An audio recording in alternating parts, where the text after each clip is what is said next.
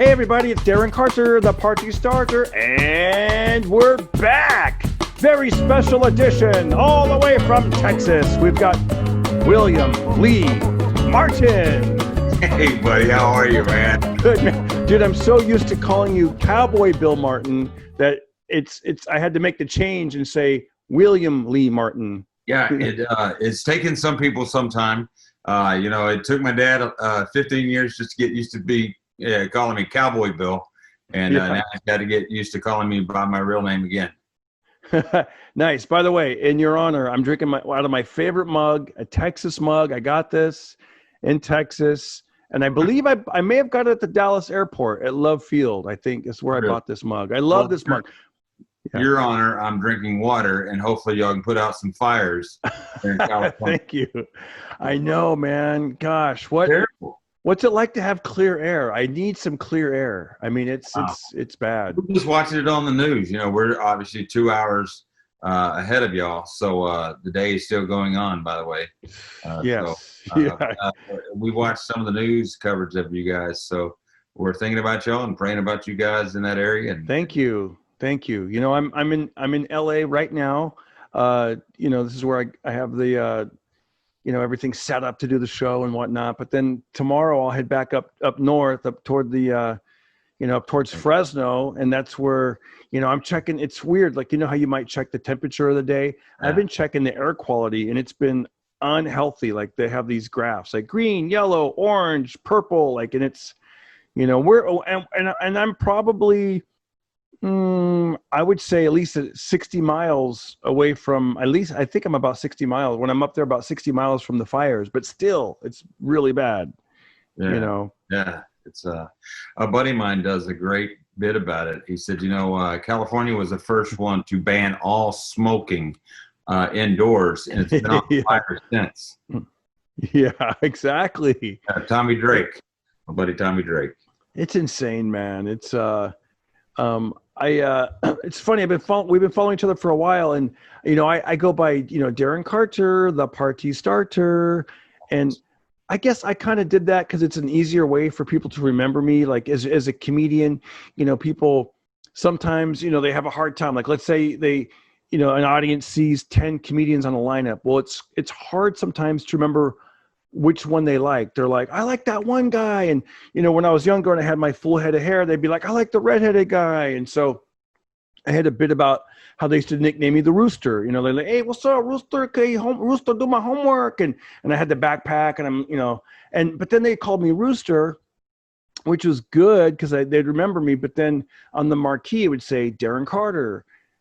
And they're like, where's Rooster? So I had to kind of figure out. So that's when I started doing the rhyme, Darren Carter, the party starter. Like that was part of my set when I first started, like a bit, but I kind of just and I say it a few times on stage and it works. People, they remember my name now. They oftentimes make jokes where they go, hey, anytime I meet somebody with the last name Carter, I have to go, Eric Carter, the party starter. Like it's just a sing-songy jingle. When you started comedy, did you go by William Lee Martin or did you go by? No. Actually, I got the name Cowboy Bill from my grandfather. So when I was born, his name was William Lee. My name is William Lee. They called him Little Bill, and he hated it. He said, "Don't call him. Don't. I don't. If you call him Little Bill, he's going to hate it." And he said, "Call that boy Cowboy Bill." I was actually named after Cowboy Bill Watts, the old wrestler back in the '60s. And he died when I was 6. And, so some parts of my dad's side of the family still call me Cowboy or Cowboy Bill. And that's always been there. But it stayed completely away until I went into comedy when I was 29 years old. And I had written this book, and I got a guy from a radio station to let me on the air crying, loving, or leaving, right? And I was this guy that's going to call in, a single guy. I was going to call in, and I was going to make the, this whole shtick. And I was calling from a club called Cowboys in Arlington. Mm-hmm. And he was supposed to say, I got my buddy Bill on the phone calling from Cowboys in Arlington. And he said, I got Cowboy Bill on the phone, and he's and it just instantly it stuck. I mean, before I ever went on stage, it was like 2 weeks before I ever went on a stand-up stage. Cowboy Bill came back after, I was 6 years old. Last time I heard it from, really a grown-up. So I kept it for 15 years. And then, but what I found is that people thought it was a character that I created. Because of the popularity of Larry the Cable Guy, people just naturally assumed that I had also done what Dan had done and created a character called Cowboy Bill, which it was my name, but it came with a lot of, it was good and bad. Obviously, people remembered it for me, but it also pigeonholed me in a lot of things where they thought I was going to be a certain kind of actor. I mean, I've been wearing the hat since I was born, right? Yeah. It's part of my life, and it's part of, and I've lived the entire lifestyle around, the rodeo and everything else. All that's been part of my life, but it really wasn't part of my act at all. And then I got a CMT special. We shot a special, and nobody thought I could sell it. And that's great, by the way. Can I just tell you how great that is to get a CMT special? That's amazing. And being known as Cowboy Bill on CMT, that's just like, come on, man. That's. But it was. But I was also, I was working pretty blue at the time, even still. And but I'd made a lot of changes in my life and my career and everything else. And then I saw it's silly. I saw a movie with Jeff Bridges. It was I think he won the Academy Award for it. Crazy Heart. Oh yeah, that's him right there. He's just called you. He's like. By the way, I love Crazy Heart. I love that movie. That was a great movie. I saw it twice, and. I got to be honest. I loved it more the first time. The first time I was blown away by that movie. I was like, this movie's like comedy. I mean, when he goes in, he's totally disrespected when he shows up the bowling alley and they're like, hey man, remember all that? The second time I was like, okay, I didn't like it as much, but I got to tell you that movie it's a great movie, right? I loved it, man. Yeah. Well, for me, it fit just like it does with you with comedy. Yeah. But when he changed his life, and there's a line in it where he goes, no, I'm no longer bad, honey. I'm just Blake, right? And he was making wholesale changes in his life. Well, I was making wholesale changes in my life as well. And I just felt like half the audience, especially once I did some cruise ships and stuff, and it really opened up the entire audience floor to me. And I felt like some people weren't coming to the show because they would hear the name Cowboy Bill and think it was a certain way. And I didn't want people to really judge it. And besides that, I still hadn't changed the act. And then one day, not to get too religious on you, but I'm out mowing the grass. Yeah. And I'm mowing the grass and I'm praying about it. I'm like, Lord, why can't I grab the brass ring? It can't be about the cussing because you let Ron White and Rodney Carrington fly around in a G7 jet. So it can't be the cussing. What do you want me to do? Yeah. Right? Yeah. And as sure as you and I are talking, the voice in my head said, listen, I put you on a cruise ship for 7 years and you could change anything about your career. And the only thing you decided to change was your name. And you wanted me to work the miracle. You're right. Me, I'm waiting on you. So I started making wholesale changes in the show and dropped all the adult language in it and started writing again. And that's beautiful. And then, and then it culminated in 2 specials that we have now on Amazon Prime running right now. So both of them awesome. Language without the adult language. I remember about 9 years ago, I've been married for 23 years. And I remember about 9 years ago, I was like, I'm going to change my wardrobe, man. I need to dress up. I said, they say dress for the job you want. So I remember I bought like some nice dress shirts and silver watch and put a little dress ring on. And I was like, hey man, I'm looking. And my wife was like, just write a new joke. Who cares what's in your, it's about being funny. You're a comedian. And also like, maybe it's in my head. I felt like my merch sales went down because I'm like, you can't be standing at the merch table with like some shiny watch. Hey man, who's next? It's like, yeah. And it wasn't me. And I stopped wearing, that was like a 1 year period. I was going, I was like, and I think anybody that's worth their salt in as an artist, like, will eventually go through those changes, like, oh yeah, you gotta be like, and it's funny. I looked back at a performance. I've been posting little snippets of it on my YouTube channel. It's from 2004. And I'm like, I'm not that comic anymore. Now that guy was a good comic. When I see myself, I was, I'm like, I had the energy, the confidence, but I'm like, I also, decided I was like, I don't want to curse as much. I need to stop cursing. It's not what I want to do. And you're right about that I just had coffee with a buddy. All these comedians are leaving LA, and it was actually our last coffee before he, moved to Florida. But we were talking because he and I are both, we work clean. We're clean comedians. And he goes, I have lots of millionaire friends that all curse. They're all dirty. He goes, so there's not, so there's no rhyme or reason on why, we know in the comedy business, like you just said, it has nothing to do with cursing. But for myself, I don't want to. Well, for me, it stopped this. It simply stopped this. I felt like people were walking up to me often and saying, I loved your show, but I always felt a yeah, but. I loved your show, yeah, but did you have, I'm sorry I brought my, my family to the show. I brought my mom and my dad and my sister, where we all wanted to come see you. I loved your show. Yeah, but I wish I would have brought them. Right. And for me, and I run a kids charity as well. And and I got 5 kids and it really became involved. But it's funny that you talk about dropping the look. I remember doing a contest in like 2000 or 2001, right before the 9/11 stuff, right? And maybe even earlier than that. And Rick Messina was the judge of this thing, right? And we've all been in contests. This is the last contest I was in, by the way.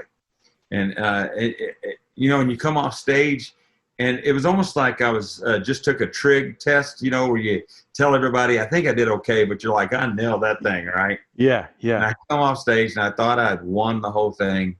And, there were heavy hitters in this contest. It was like Ralph May was in it, and me, and Robert Hawkins, and guys that went on to do something. Yeah.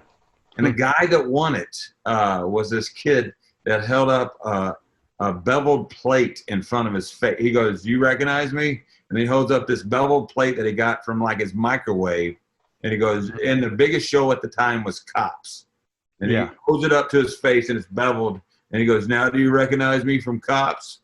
And that's the one that Rick Messina picked to go on to the next one. But, and he picked out, he was Jim Carrey's manager and a lot of other cats. But he said he was going to evaluate everybody, at the end of the deal, all 10 of us finalists. And all he said to me is, he goes, "What is it about a Texas comic that wants to talk about Oklahoma?" And I was crushed. And then he said, "You're never going to make it with the heavy starch clothes and that cowboy hat." And it was almost like out of a movie. I left the comedy club, taking off my hat and my shirt. And, I went on stage for the next 3 weeks, with just a plain, like a golf shirt or an untucked shirt maybe. And, Levi's. I never bought a pair of Levi's in my life. They were not really what any cowboy around here would wear. And Doc Martens. And, I And for 3 weeks, I was just Bill Martin on stage, and it was Dan Merriman, an old outlaw comic. He sees me at the show, and I'm doing the show and not enjoying it. He goes, "What are you doing?" I go, it's almost like you're crying. Rick Messina told me I couldn't win it. Right? Yeah. Rick Messina, be you, man. He said, at the end of the day, you need to be you. And I went out to my truck, and I got my clothes, and I put them back on. Yeah. It's funny because it's, whenever I play, Fort Hyenas in Fort Worth, I love it. I love the energy. I love the vibe. I don't know where you live. I think you live in Fort Worth but I always go down to the stockyards. And that's just, dude, if there's going to be a comedian out of Fort Worth, Texas, you're the guy. You know what I mean? Like, that's what I would. That's where I shot my CUT special, in the stockyards. Wow. At an old vaudevillian stage called the Rosemarine that's been around since the days of Butch Cassidy and those cats riding into town, Wow. So that's cool. Yeah. It must feel nice to know where you wanted your comedy to go, back when you were like a little too dirty and and you knew where you wanted, you'd see the people, you're like, I want to get those, I want to win that. And then you finally get there and it feels great, man. That, to me, that's a sense of accomplishment, you know? Yeah. And then Corona happened. Yeah, I know. We waited and waited to get some sort of following, you know, and in December, the two specials came out. One came out in November. The other one came out in December. One of them is a Christmas show called The Nutcracker, which is based on my vasectomy. And both of them came out, and big splash. And we were at like 41,000 followers, right? And now we're at 370,000 followers, in a 6-month span. That's so great. we were just starting, to climb, and then everything kind of got put on hold. But what we've done here is done the 4 o'clock. I do a deal called the 4 p.m. Daily Talk. And we flipped on the cameras and the lights for 140 days, I think, now in a row. Nice. Yeah, it looks good. And do you you do it at 4 o'clock? Yeah, 4 o'clock Texas time. And is it like a live stream, or what is it? Stream. I just turn on the camera and whatever's happened for the day. We try to keep it very positive, very upbeat. Where do you and where live streams are you? Is it Facebook? Is it YouTube? Is it? No, it's just Facebook. Yeah, that's good, man. Like, let me ask you a business question. Is it your personal page on Facebook, or is it the fan page? I've always wondered about that. Yeah, it is fan page. Fan page. Yeah, that's what's really taken off for us. We've had 21 videos since December get over 2 million views. Yeah, that's great, man. Like, it's funny. I'm not gonna say, because I do post to my fan page, but I'm like, I don't know. It's like I spend more time. I mean, there's so many, right? Like there's Instagram, and then I spend a lot of time. Mainly, I give most of my love to YouTube and Instagram, and then of course I still post to my personal fan page. I'm sorry, my personal page, right, and my public page.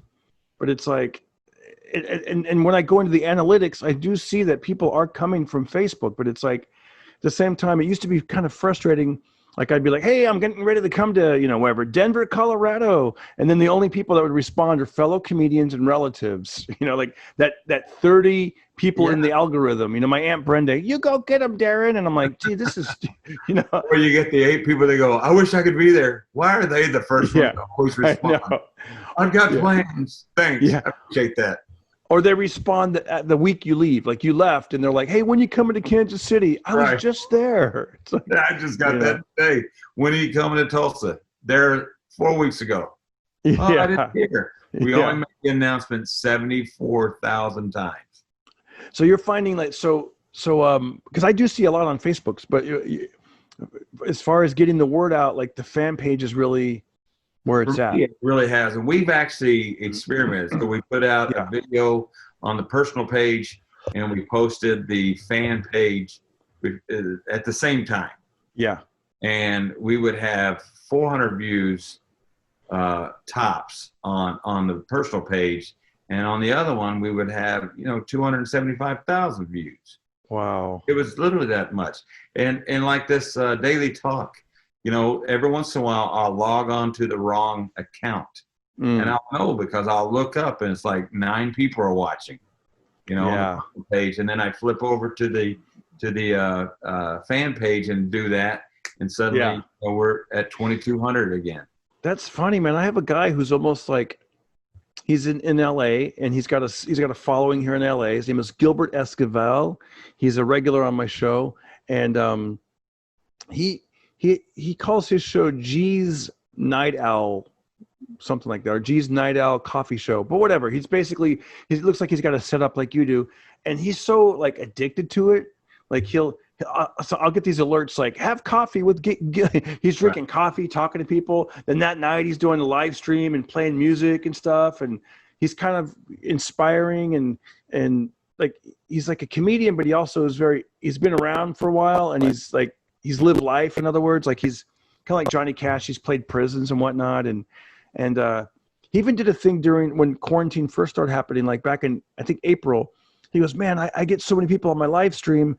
He goes, how about I pay you some money and two other comedians, and you guys just do comedy live in my place, and you'll see that it actually worked out because he had an amplification system, and people are hitting the likes, so all the hearts are going up, and you're seeing the comments, and it actually was like one of those Zoom type shows, but way better, I think, because number one, there was about 5 people in the room with us, and then you're seeing the comments and people. I don't know.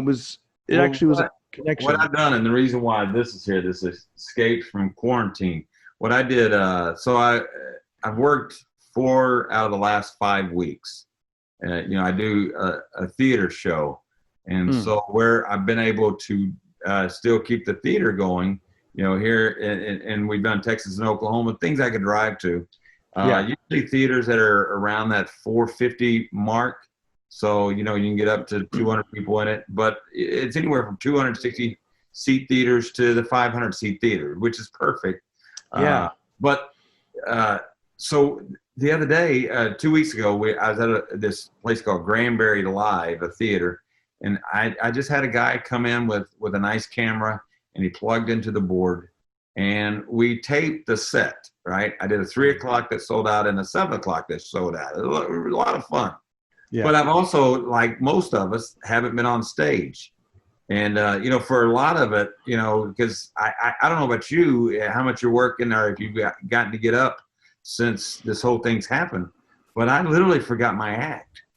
I know. I said it on stage. I was like, I literally, all I could remember is that I come out and I say something goofy. I do some stuff with my big eyes. People giggle. At the end of the night, somebody handed me a wad of money. That's about all I could remember. And it changed my perspective. I was like, if I ever have a heart attack, God forbid, and the surgeon's talking to me about his credentials, I'm going to go, just tell me the last time you were on vacation. He goes to this long story about how he been gone for 3.5 weeks. I'm like, just give me somebody else. I don't want you standing over me going, I don't even know how this stuff starts. I know I cut something, I move stuff around, and then somebody hands me a wad of money. So we taped the whole thing, and it was just to get clips, to get content onto Facebook.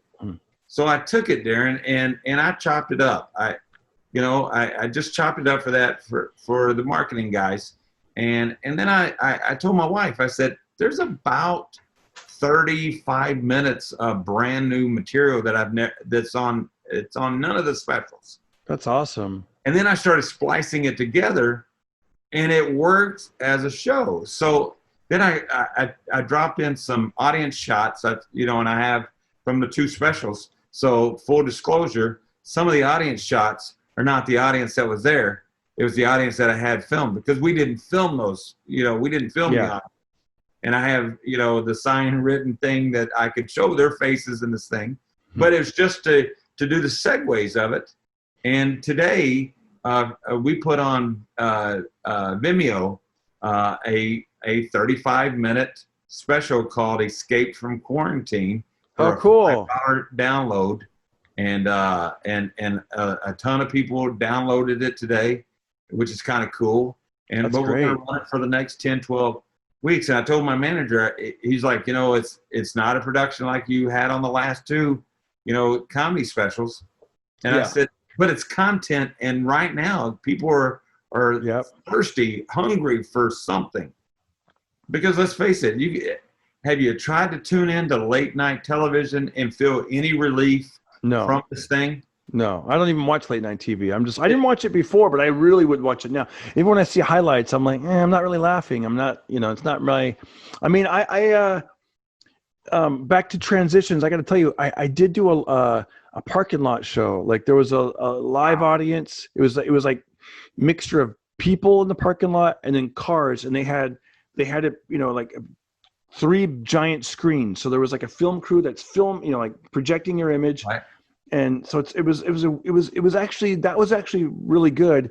But I remember, excuse me, I remember the transition part was the weird, right? Where you're like, I knew I opened up, and then I knew my first topic. I'm like, da, da, da, then my wife, da, da, and then I thought, and then I'm almost like I went down a dead end road where I'm like, damn, how do I get in?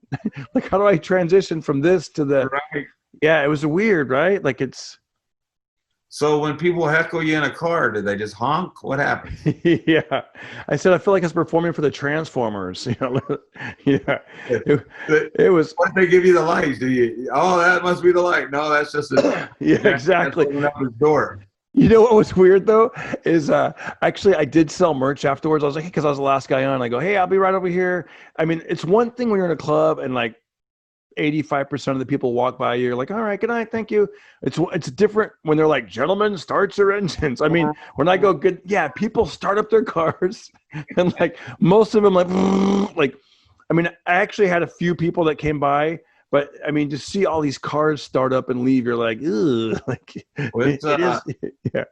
It's been great for us, to do these theater shows. It really has. But everything that we had for September got canceled. We had 6 theater shows that all are, and all 6 of them were city owned, all over, everywhere from Wyoming to. We had one in Colorado, and then the 4. Does your do you have somebody like booking for you these days, or do you do it yourself, or your? I have a manager, Mark Zenow, out of Nashville. Yeah. But together, I'm still a roll your sleeves up guy like you are. Yeah. And because I got to tell you, like I've had the big agents, I've had the managers, and some work harder than others. I mean, honestly, it's like I remember one time I was, with a really big agent, but I wasn't big though. So it wasn't like, so in other words, they would occasionally be like, hey, I got this corporate gig. You're going to make, great money, 2 shows. We're going to fly you. But then, then there'd be like a lot of gigs where I'm like, hey, how am I going to pay my rent? I need to like keep the ball rolling. I can't just wait for these big gigs every 10 months. Like I need like, Well, I had an agent at William Morris tell me once, we don't deal in clients, we deal in degrees. The hotter that you are, the more attention that you're going to get. Yeah. And it was painfully truthful. I think, yeah. Go ahead. I was just going to say, I think that's kind of where I'm at. Cause it's like, I mean, like back to that, I think it's Jerry Reed, that song, when you're hot, so it's like, but here's the thing, we're the artists, we're the comedians right now, you and I, it's like this peer to peer type of show. We're doing this. People are going to watch it. Listen, man, I got my lights. I got my little microphone. I got my camera. I got formerly known as Cowboy Bill Martin. Now he's known as William Lee Martin. You know what I mean? It's like, I can't wait for the, now I'm a prop comic. I can't wait for the phone to ring, so it's like, listen, there's this comedian. I don't know if you've watched him at all, but I'm really inspired by his work. His name is Andrew Schultz. I don't know if you've heard. No. This guy is great, man. He is great. He's a comic that filmed his own special. He put up like, I just read an article about it. He put up like 15 grand, whatever it was. Tried to sell it to Netflix. All these people, they passed on it. So so what he did is he interviewed just regular people. Like you'd ask regular people, hey, do you watch specials? And he said they named all the big people. Anybody you could name that has a Netflix special, they would name it. And he goes, did you watch the whole thing? And they'd all go, actually, no, we never finished it. And he goes, that got me thinking, like maybe it's an older model, the whole HBO 1 hour special. Maybe people don't want to watch comedy for an hour. So he put it into 16-minute chunks and put it out there. And that's when people glommed on and watched. And this guy, you look him up later, Andrew Schultz, he's constantly putting out material, stuff online, crowd work, podcasts, news of the day. The guy's like a maniac out there. And it's great because he flooded the internet. People are little things that people are sharing. And that's what he said. He said, we don't have to rely on, and guess what? I actually talked to him one day when he came in to the Comedy Store in LA. I go, man, this is really inspiring what you did. How you said you don't really, you can't wait for, whoever to give you a special. And He goes, yeah. He goes, you put it out there. And guess what? He goes, now when you become popular, now they're coming to you, And it goes back to what Chris Rock said. I read this in that same article. There was that thing with Chris Rock. He said, it was something that really stuck with me. He said, if you see someone that's broke down on the side of the highway and they're just they're waving like, hey, people might just keep driving. But if you saw that same person pushing their car, people will pull over and help push. So, it's like if they see that you're doing these shows at 4:00, they see that you're, reaching out they're going to be like, I want to be in business with him. I like this guy. I want to be a fan, Well, that's kind of the business model that I really, because my wife and I financed the last two, well, actually all three of my specials. And the first CMT special, I sent it to a couple of famous guys, that are friends. And one guy told me it's a great demo, right? Damn. Like, we've got, our entire life savings in this demo. And so then we sold it to CMT, and it did okay. There was a lot of changes there. I mean, we gathered the audience, but I learned a lot. And when you say changes, did they re-edit some stuff, or did they? No. So they had a guy there who loved me, right? The program director, and we got into a conversation, and he was like, Bill, CMT needs to be in the Cowboy Bill business, right? Yeah. It's like what you said. You're a perfect fit. How you're not on my network every week somewhere?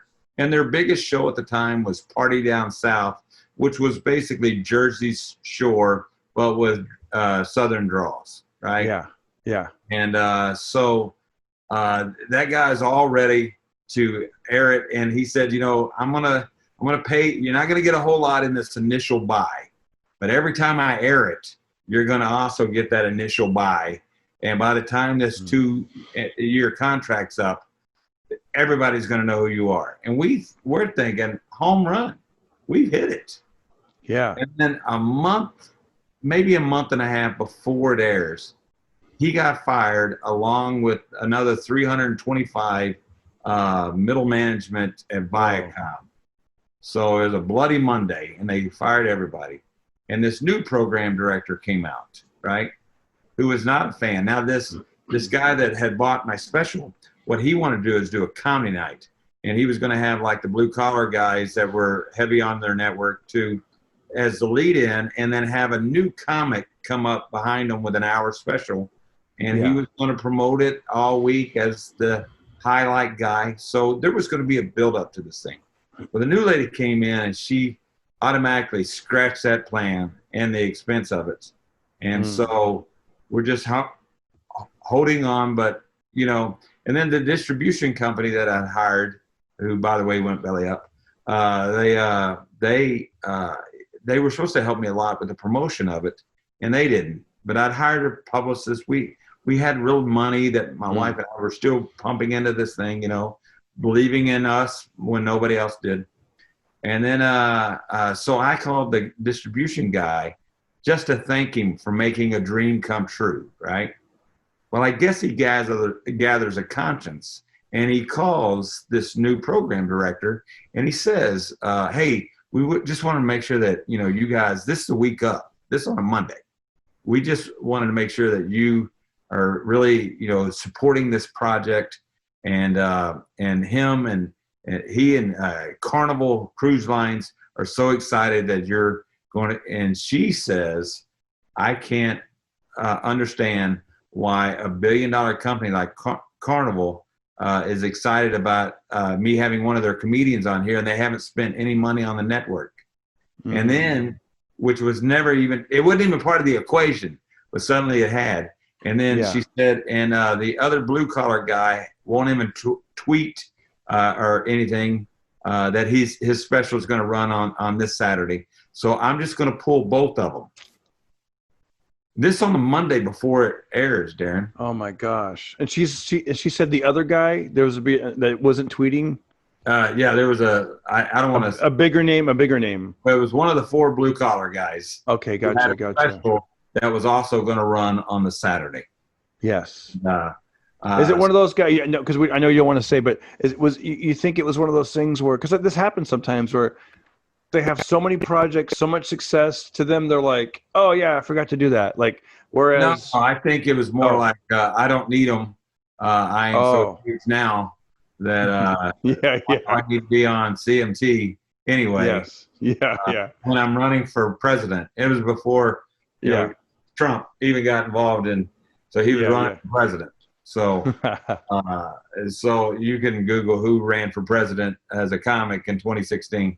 So, but it's not. I mean, it's not his fault that leave it in the comments, folks. No, yeah.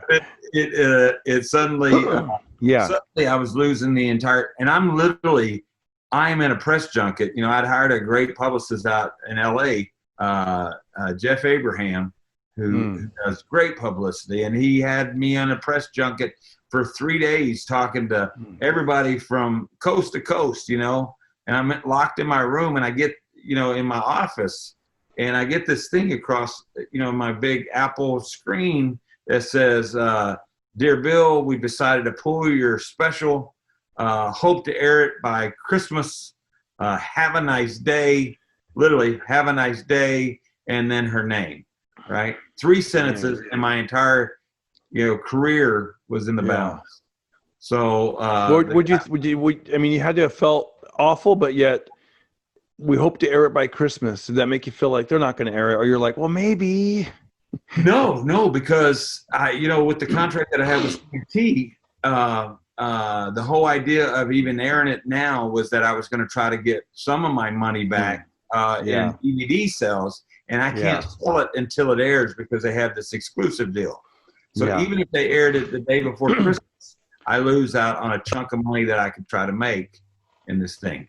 I'm in no way thinking this is I'll make the best of it, but my business partner came to my office. You know, we had a production company together, and he's like, "What are you going to do?" And I said, "We're not going to panic." Okay. She doesn't know the kind of effort that we spent. And then I called my attorney, and, you know, we're supposed to promote it in good faith. And he said, you know, I at least send, if you want me to, I'll send him a nice letter, strongly worded, saying that you're going to be on the hook for all this promotion money that we spent, you know, this. And your publicist and whatnot, right? Yeah. Publicist. We'd also gotten this lady locally that had this restaurant called the Texican American restaurant, and just so our audience knows, publicists aren't cheap. I don't know what you were paying, but I've heard of numbers thrown around like $3,000 a month, and you have to hire them for like 3 months or whatever. There's like a minimum stuff like that. Those are the kind of numbers I've heard. I don't know, but it is, yes, and those are really accurate. Maybe even a little light. Yeah. Oh, gosh, wow. And because I used to ask myself, like, especially when you get into that, you know, like every now and then I do get into a negative mindset. I try not to, but I'd be like, why would I pay a publicist just to book me on radio, which is a dying medium? And that's how I'd feel when I felt like radio was negative. You know what I mean? When I'd be like, you know, like I'd call in like, hey, I'm going to be blah, blah, blah. And I'm like, nobody's listening to the radio. They're all listening to podcasts or Sirius XM that's when I don't know, whatever. That was my own little hang up. But he did get me on a lot of podcasts, and the numbers worked. I mean, yeah, and especially in 2016, it's. I think back then it was a little bit more, you know. It was fading. Yes. The radio industry was fading, and I agree with you. Have you ever done that though? Have you done radio within the last year, and you're just like, this is not. This is like, what are we doing here, man? Like, this is crazy. Yeah, I tell my guys all the time, the only place I want to go to in radio is sports talk. Yes, because that's my demographic. It's also my wheelhouse. I can talk sports all day if they want to. We can talk about being dudes, or, you know, and it's usually a guy-driven thing. So I can usually get them, you know. So either sports talk or soccer mom stations. Give me on those two. You know, I'm still surprised when I do a club. I don't do a lot of clubs anymore, but I do some clubs, and I'll say, you know, what media do you have? We have you on the #1 rap station. Well, there you go. That's no. I don't. I was in Florida. I remember 2 years ago, and it was interesting. Like, I did the big morning show, but I mean, they're not as big as they were in, like, you know, even 10 years ago. And there's like 6 people, and they're like ringing bells, ding, ding, ding, it's the morning zoo. And you know, and it was a weird vibe, man. It was like, whatever. And then the next station I did was a R&B station. Yeah, it's weird, right? It's like, it was weird, and because you don't know, do I answer with jokes? Do I answer seriously? But then they're still trying to be like shock jockey kind of. It was a weird thing, like, but hey, we've been doing this long enough. We can roll with the punches. Right. The next station I did was R&B. It was just a guy and a girl. And that one actually was better because I felt like there was more of a connection. Like they were really laughing and we really connected. And then the third thing I did was not a radio station. It was a podcast. It was two guys that used to be in radio. In fact, they were on that first big station I mentioned, and they said that their podcast got so popular that the program director goes, guys, you got to make a decision. Is it going to be radio? Is it going to be your podcast? Because we can't. So they go, that's easy. We're going to do the podcast. Because they said they'd already like procured about 25, or maybe not 25. They'd already procured like a certain amount of like local sponsors that were paying them like $250. So they said, man, if we can get 2 people to pay $250, then we can get 10 people to pay $250. And they said that they would do like, even locally, like live appearance. Hey, we're going to come down to the blah, blah, blah sports bar. And they didn't know, they said that anyways, whatever. My point is, Bill, did it work? It worked. It worked. Well, 2 things I want to tell you before I forget. That night when I was at the comedy club, nobody came from the big morning show that I know of, because nobody came up to me. And nobody came from the R&B show that I know of. But I had a good amount of people come up to me that said they heard me on the podcast. They were like, hey, I heard you on that podcast, man. I'm going to check yours out. And then they held up their phone. The guy goes, I'm going to subscribe right now. Pocket Party Podcast. And I'm like, wow. Like podcasting is, I felt like that's, and these same guys, yeah, they told me their story. It was a success story. They said that when they did that live appearance at the bar, they said they did it for free because we didn't know how it was going to go. It was a longtime fan. We said, we'll show up for free. We'll promote it on the podcast. We'll pump it up. And he said that it went so well that people came up. They said they probably had, I don't know, like 50 to 100 people that came. He said, but they drank all the Miller Lite or whatever they said. They said that and the guy goes, that was amazing. And he said that they said that the big lie in radio was that, because I don't know if you've ever been to a live radio show when they're like, hey, here we are at the McDonald's on the corner of Burbank and whatever. And he said normally the big lie in radio is like when 10 people show up, the radio guys are like, yeah, each person represents 1 million people or whatever. Like every person you see, there's 10,000 people that hear or whatever. So he said that in radio, everybody was always happy because the bar owner is happy that 10 people are there because he's thinking that he's believing the lie that radio told him. And the radio people are happy because they just made $500 to do a personal appearance for 2 hours, so. But he said that podcasting it's a little bit more real because you're really seeing the people show up as opposed to like, every person that shows up, there's 10,000 that you don't see or whatever, Look at Joe Rogan. I look at all these guys that are selling out on the road and selling out these theaters. Most of them like Theo Vaughn, blah, blah, blah. It just goes down the list, man. It's people who, they're next like time you you and see me. Theo, give him a hug, would you? I will. I have not seen him in a while. I think he moved to Nashville. But did he really? Yeah. Yeah, I've known that kid since he was trying the open mic at like Baton. Wow. He was still in college at the time. Man, he's a good dude, man. He gave me a gig like, gosh, like I remember it was it must have been about 7 years ago. He's like, hey, you want to play this gig? It's in Kansas City. It's going to be for the Army Rangers. I can't do it, but would you like to do it? And I got to play at Leavenworth for the Army Rangers because of Theo Vaughn. It was like one of their big like ball or something. It was awesome. But did you know that a lot of comedians are moving right now, like to Texas, Texas? Well, one, there is still work, and two, there's still a sense of that comedy is still alive. It's not so nichey. Is that a word? Yes. Yeah. It's comedy. It's not like comedy. Yeah, they're not like, oh, this person, you're booked because you fit this category, or you're booked because blah blah blah. It's like, Oh, did I lose you? Can you? No, I'm here. Oh, good. There was one more thing I was going to say. I really like, I like a lot of genres, and I do love country music. I like older country music, and it's funny because I remember people used to tell me that, even like in the early 2000s, because I like what was on the radio, even I like currently on the radio in the early 2000s. But I do love old country music, man. Right. And but I noticed like nowadays, I think it's kind of rare that these guys won't wear cowboy hats, man. It kind of bugs me, right? Like the whole, I don't like it, man. That you're going to see a yeah. turn back to it because of the show Yellowstone. Yellowstone is so popular right now in that entire segment. You're going to see more and more hats, and that's just my prediction. But again, I hope so. Yeah, it's all in the degrees, So now it's hot. It's in vogue. For a long time, it was very important to have a non-country look, So you had to have a ball cap, and you had to have your shirt untucked, but it had to be a flannel, and you had to have jeans on, but they had to have some sort of bling on them, So yeah. Dirt road, all that stuff, auto tune. I'm like, but it's funny. I was just, I drive when I go to Fresno. I drive up through Bakersfield, and how's the Bakersfield sound? Buck Owens, Dwight Yoakam, Merle Haggard, and I was reading.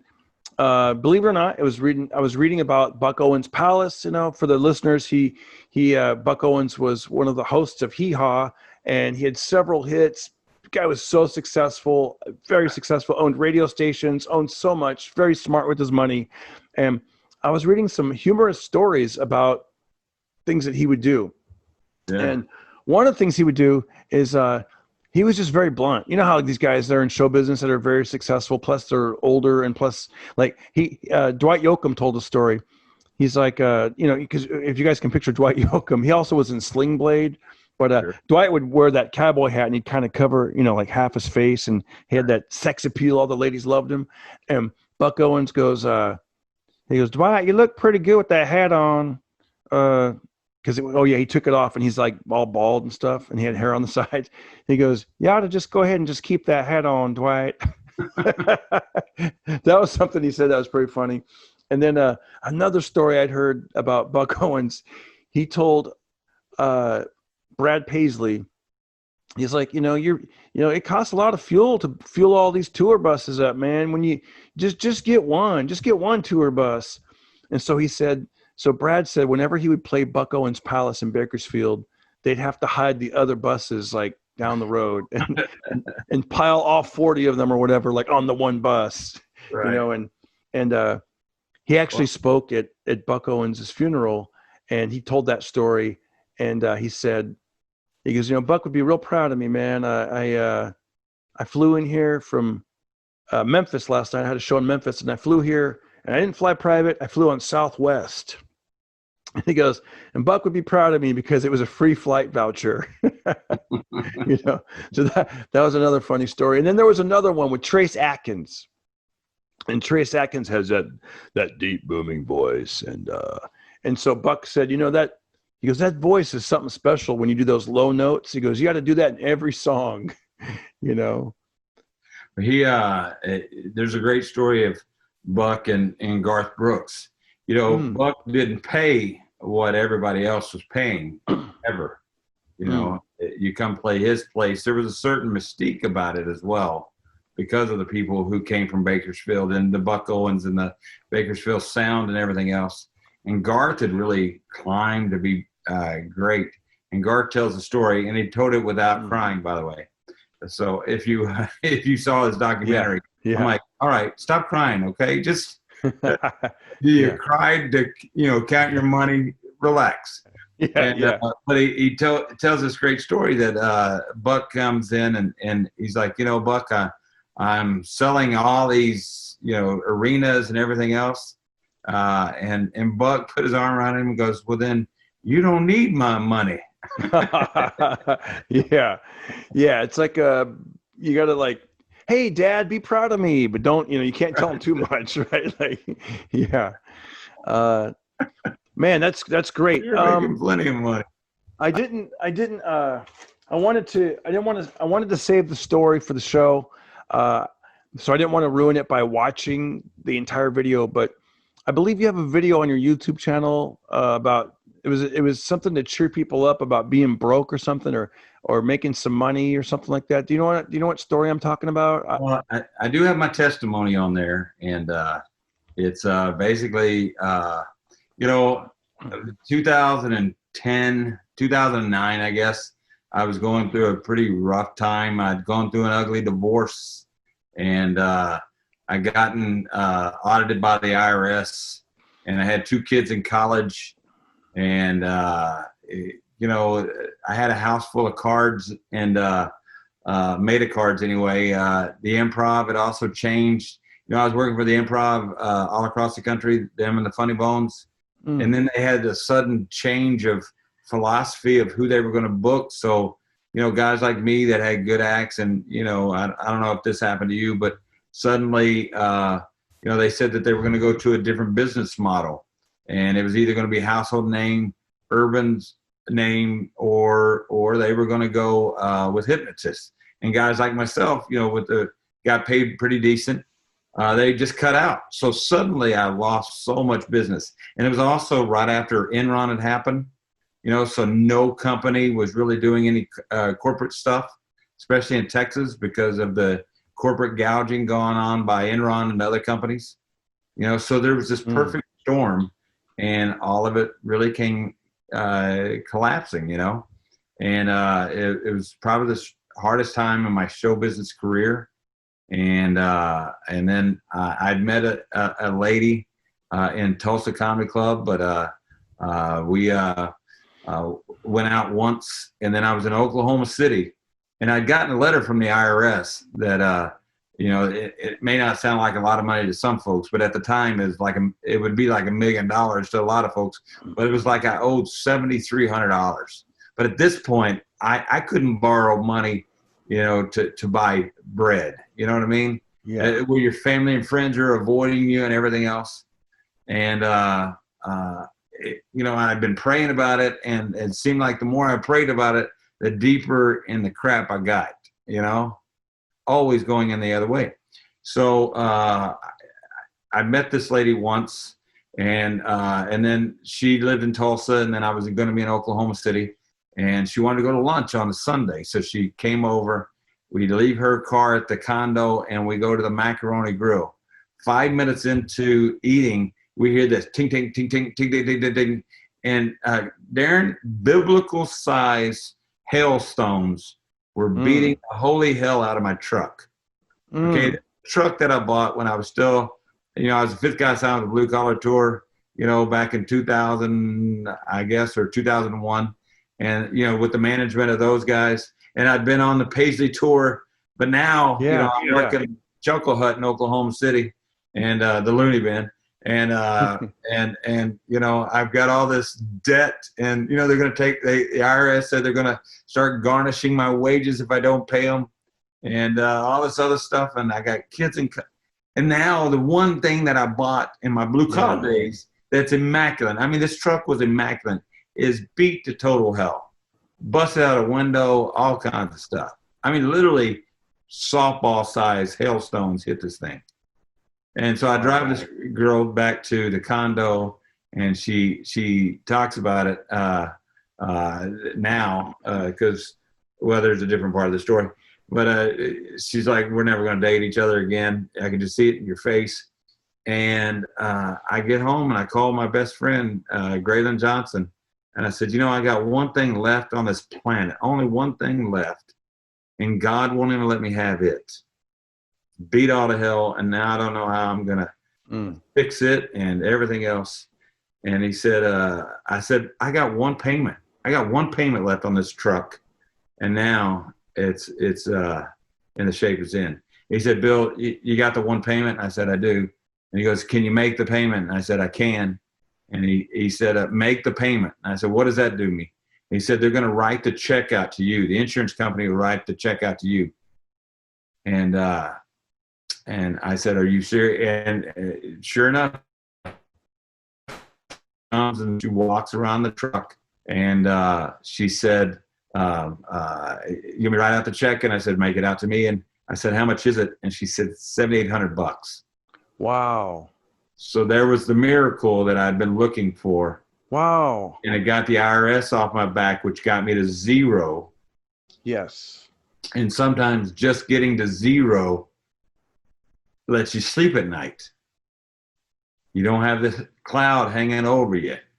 And then I called my agent at the time, Roger Paul, and he kept trying to get me to do a cruise ship. And I know Roger, by the way. Yeah. Everybody knows Roger. It's Yeah.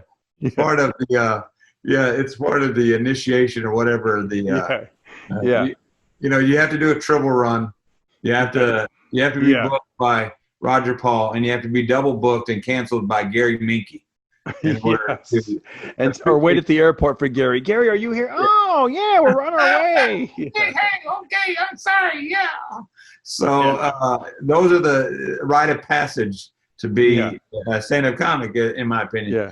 And so I went and wrote them a check, and then I went and did my first cruise, and about a month after doing those, I cried for a week in the cabin of the cruise ship, because I thought that's where you take your career to die. And actually it was exactly where I needed to be, because I retooled the entire act. I retooled my name. I retooled who I was on and off stage. And that lady that I brought up, we just had our anniversary yesterday. Nice. We've now been married for 8 years. And that's beautiful, man. We have a beautiful house now, and I'm completely out of debt. And it is a true answered prayer. So sometimes you truly have to go through hell to. I talked to Sam Tripoli. He recently did my podcast. He's very popular. He's got a podcast called Tinfoil Hat. And Sam said, I go, do you have any words of wisdom? And he said something that stuck with me. He said, do 3 nice things a day for a stranger and don't expect anything in return. And also, if there's somewhere you want to be, he goes, just do a little at a time. And he goes, and it can happen. You can turn your life 180 degrees in 365 days. And I thought that was interesting. It's something that it can happen, right? It's something if you put your mind to it and your heart into it. Well, I said yesterday on our anniversary on my 4 o'clock, I realized at some point that the person that needed to be a catch was me. I was looking for somebody to be, that person for me. Yeah. And I realized at some point I'm the shitty one in the relationship. I'm the guy that's making the wrong choices. I'm the guy that's not, fully invested in the relationship or whatever the case may be. I realized that I needed to do better. It goes back to the same thing I said earlier. God, I was waiting on God. Well, God's been waiting on me to do the right thing for a long time. So it has been a lot better. And I sleep great at night. I still only sleep about 5.5 hours a night. That's about all I can get. I'm not a stay in the back kind of guy. And, when we started this thing with the COVID thing, my agent and my manager now, they were both like, you gotta go do something live or do a podcast. And we tried the podcast, and then we kind of got shut down because we were doing a podcast for broadcast and not doing it Zoom-wise. We were doing it in a studio. But I just flipped on like day 2 of the cancellation of everything started happening.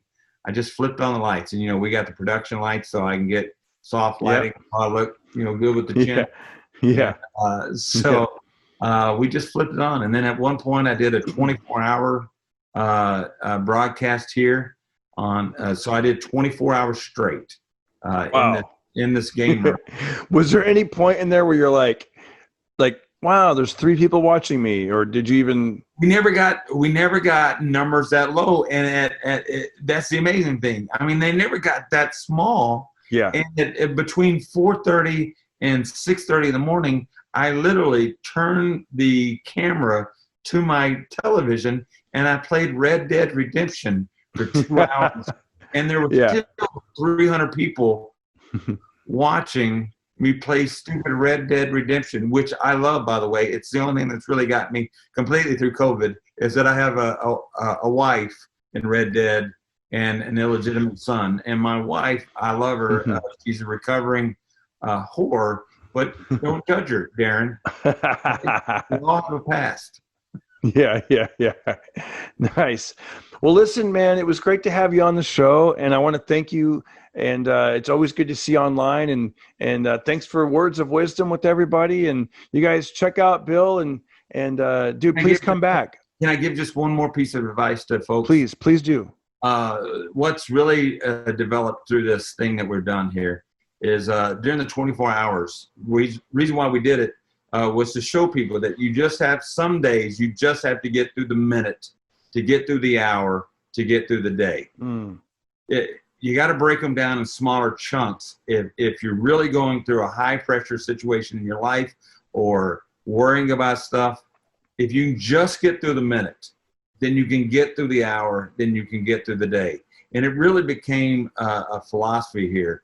And all the fans that watch me so much, they know that I believe that that's what sometimes you have to do. You got to stop the world and just take it by the minute, sometimes even by the second.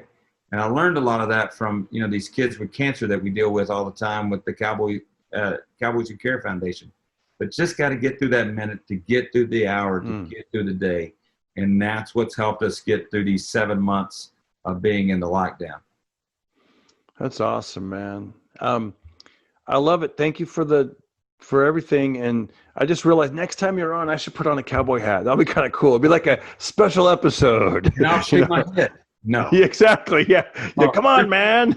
But here's something you haven't done since the 3rd grade. How about that? I know. I tried growing my hair out for about a month there, and I'm like, this is just stupid. Like, no one could it wouldn't even show up on camera. I had to hold something behind my head to be like, look, there's hair behind me. And I'm like, I'm not going to walk around in public like this. Hey, look at my hair.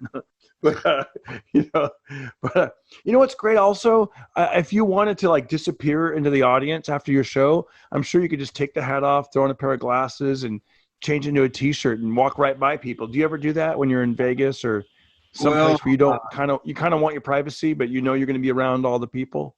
Yeah, it doesn't help doing the mustache this way, and I'm also 6'3".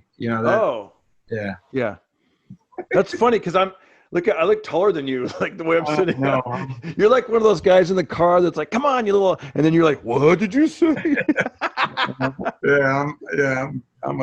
I weigh 245, I think. So. That's hilarious. I feel like I'm bigger than you, but this is like an optical illusion. Yeah. This is that's awesome, man. Hey, listen, please come back on and let's do you would you ever want to tell? You said something real quick? Did you say you toured with Brad Paisley or something like that? Yeah. My favorite story of Brad Paisley and Rascal. I was on the tour with Brad Paisley, Rascal Flatts. I know we got to go, but I was on tour. Wait, real quick. That's what I'm doing these days. I love that song. Yeah. It was Paisley as Rascal Flatts and Chris Cagle. And everybody knows that attractive girl that has that non-attractive friend, right? Yeah.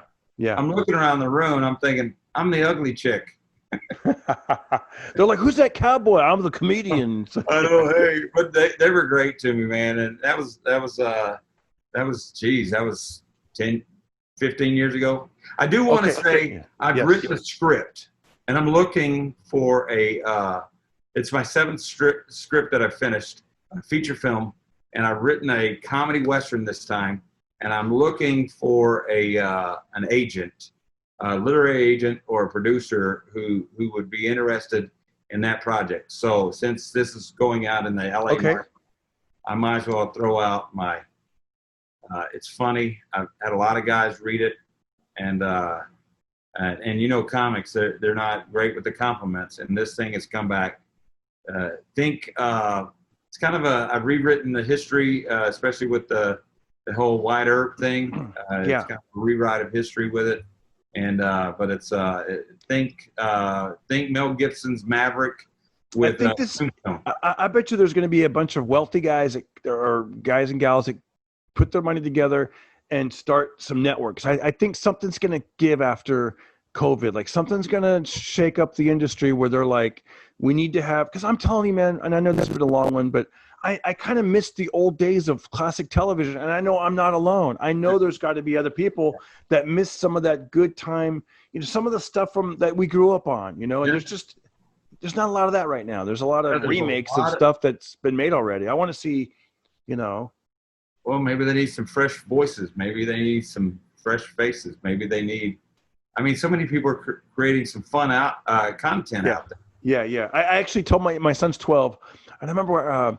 I don't know, like 6 months ago, I go, hey, you want to play Cowboys and Indians? And he's like, what's that? Like, he didn't even know, because see, when I grew up, there was like Big Valley, Bonanza, Gunsmoke. I mean, there was, Blazing Saddles was a movie. I mean, there was all kinds of like stuff that was, John Wayne. I mean, there was a whole thing, and now it's like, I mean, I guess there's, whatever you said earlier, Yellowstone or something like. Oh yeah, Yellowstone. That's Kevin Costner's big thing on Paramount. So.